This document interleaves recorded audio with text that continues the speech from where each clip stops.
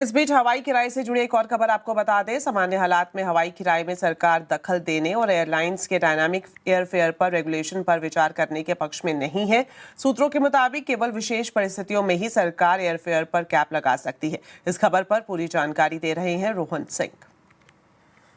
जी, जो सूत्र में बता रहे हैं, सरकार सामान्य हालत में हवाई किरायों की बढ़ोतरी में किसी तरह का दखल देने के पक्ष में नहीं है। सामान्य हालत में जो डायनेमिक प्राइसिंग है उसको रेगुलेट करने पर विचार नहीं किया जा रहा है। मार्केट ड्रिवन प्राइसिंग के पक्ष में है सरकार फिलहाल, जब तक कि कोई असामान्य स्थिति नहीं होती है, मसलन किसी तरह का जियोपॉलिटिकल टेंशन या फिर किसी तरह की प्रेडेटरी प्राइसिंग।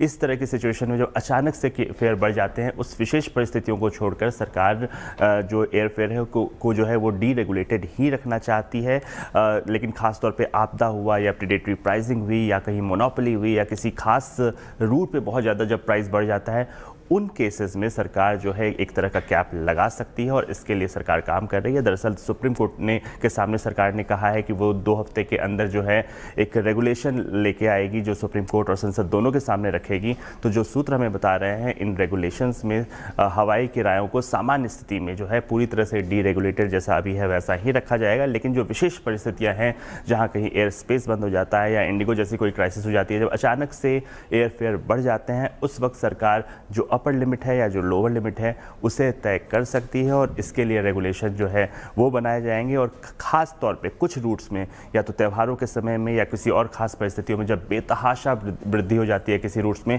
तो उस हालत में भी सरकार जो है दखल दे सकती है। इसकी व्यवस्था की जाएगी। दरअसल सरकार का एक टैरिफ मॉनिटरिंग यूनिट है जिसे मजबूत बनाया जा रहा है और अगर किसी भी एक रूट पे एक सीमा से ज़्यादा किराए बढ़ते हैं तो उसमें अलर्ट तुरंत जारी हो जाएगा और सरकार इस मामले में एयरलाइन को जो है किराए कम करने के लिए कह सकती है। लेकिन इसके अलावा जो टैरिफ है, जो एयरफेयर है, उसे सरकार डी रेगुलेटेड रखने के पक्ष में है।